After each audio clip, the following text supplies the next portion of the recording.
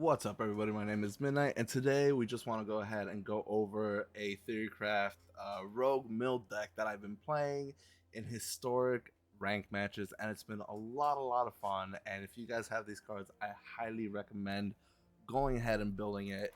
It has been very consistent for me, and not only has it been consistent, I think the only real problem that I've been running into as of lately when it comes to my historic matches has been sliver decks, and short of that, I don't think we have run into any other kind of problems.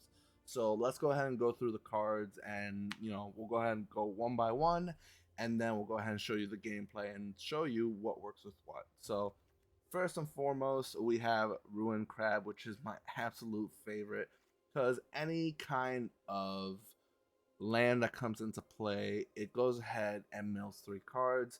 A nice little combo with the Ruin Crab is always going to be the Obscure Storefront, because with Obscure Storefront, the second it comes down, it triggers my Ruin Crab, and then Obscure Storefront goes ahead and lets me go ahead and pull out a island or basic plains, island, or swamp card, and I put it in tap. So basically, it makes a Ruin Crab go ahead and trigger twice.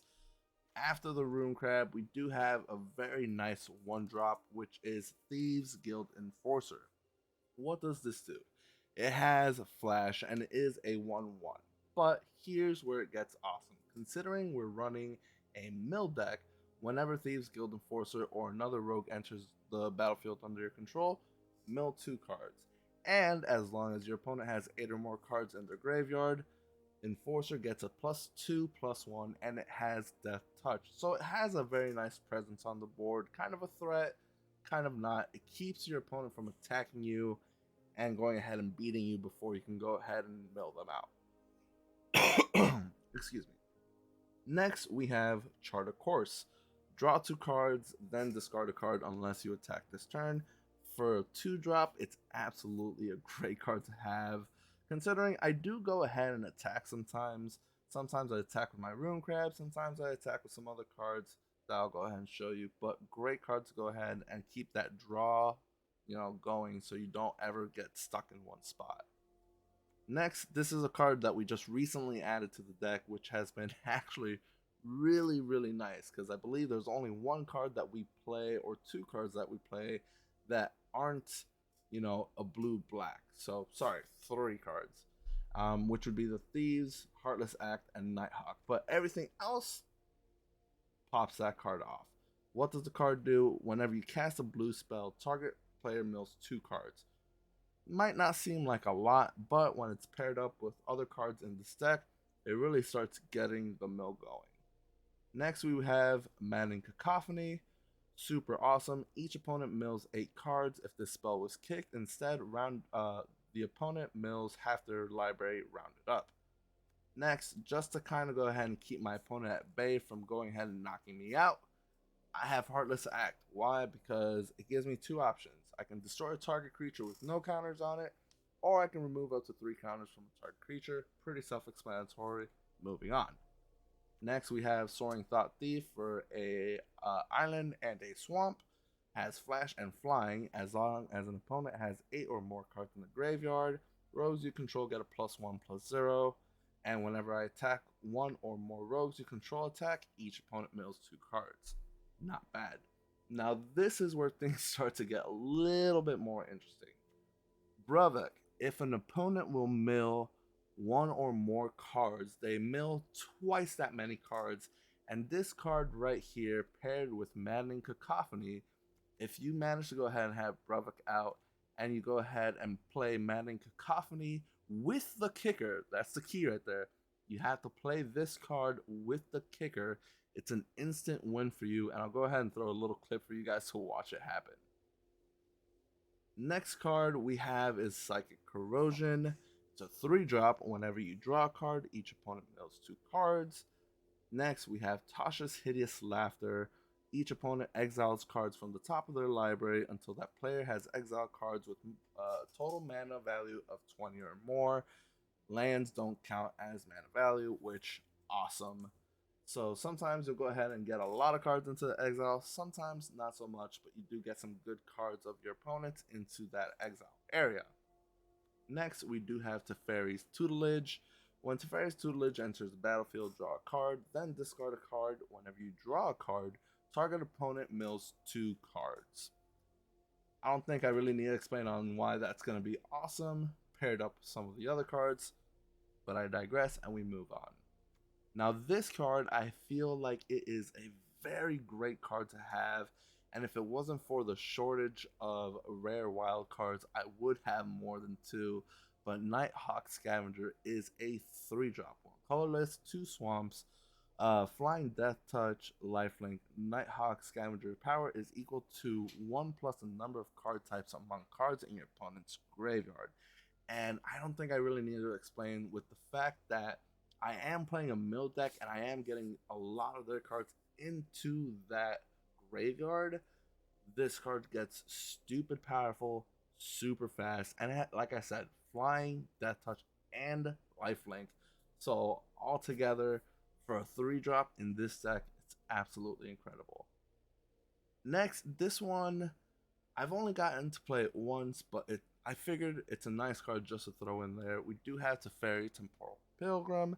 Whenever you draw a card, put a loyalty counter on Teferi. Then you have 0, you draw a card, -2, create a 2/2 blue spirit creature token with vigilance, and whenever you draw a card, put a +1/+1 counter on it. Great option to have. Then -12, target opponent chooses a permanent they control and returns it to owner's hand. Then they shuffle each non-land permanent they control into their library. Super, super nice. We have Kyrie, the Swirling Sky, flying, ward 3. When it dies, you have 2 options. One of them, not so important in my opinion, which is basically return any number of target land permanents with total mana value of 6 or less to their owner's hand. And this one, which is a big one for me that I've used many a times and won many games because of it, you mill 6 cards, then return up to 2 instant and sorcery cards from your graveyard to your hand.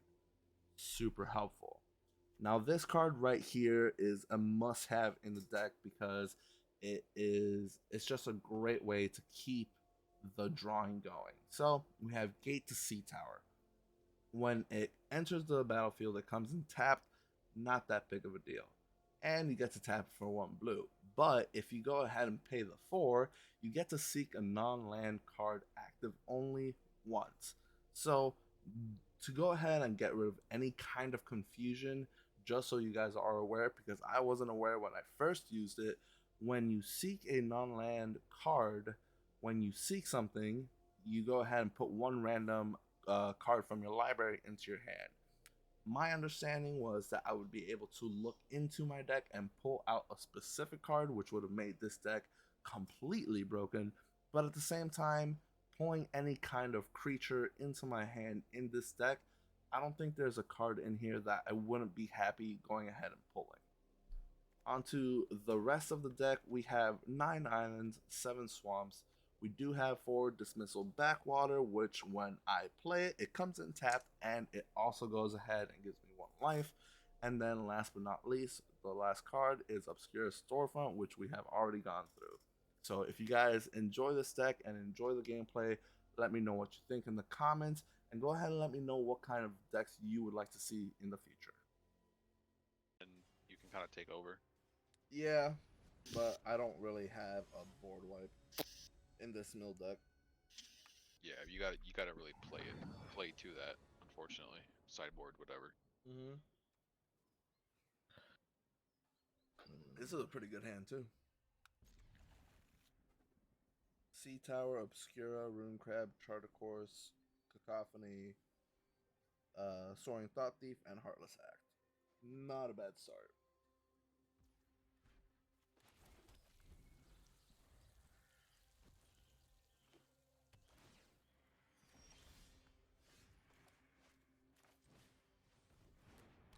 Let's get you to mill 6 cards right off rip, please. 2 rares and 2 legendaries. Not bad. However, I am gonna throw a swamp out.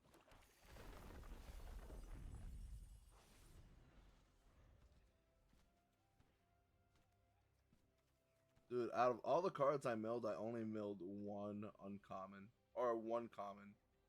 I got a mythic, rare, and another mythic. Nice. I don't think he's very happy with that.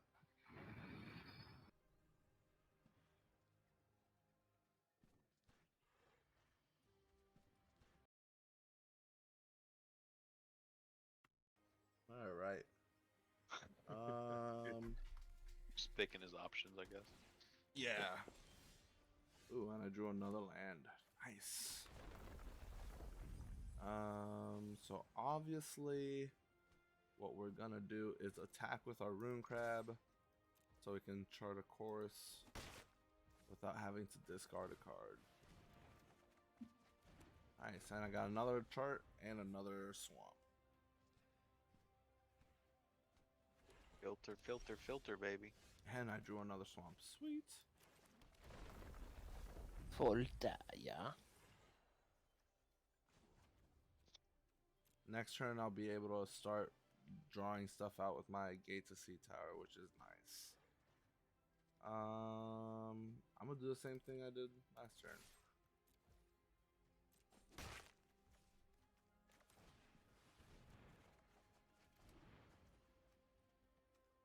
I got another Obscura. Let's go, dude. See how well Oh. Charter Course is helping you, though? Yeah, for sure, dude. It definitely has been a great help. I am gonna have him go ahead and mill another 8 cards though, just because I feel like I'm on a roll on just getting rid of a lot of things he needs, like artifacts and instants and creatures. So I feel like we're on a good path here. Feel like we did a really good job putting this rogue deck together. Oh, you have a heart, or you have a creature out. Good thing I have a Heartless Act.